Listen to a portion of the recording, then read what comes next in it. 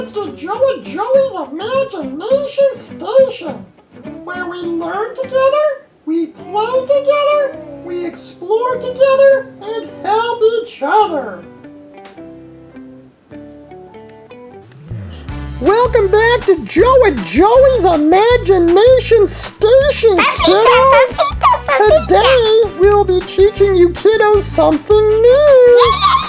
What is it, you ask? Well, it's the word of the week for you kids! What's your word of the week? I like words! The word of the week is owl! Yay! An owl is a bird with a flat face, large eyes, and a small sharp beak. Owls obtain their food by hunting small animals at night. You can also use owl in a sentence like this.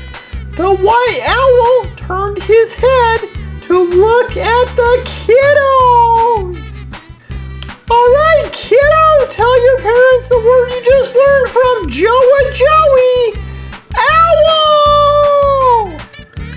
If you liked our video, ask your parents to give us a like and consider subscribing. Thanks for watching, kiddos! Be sure to check back again next week for the new word of the week.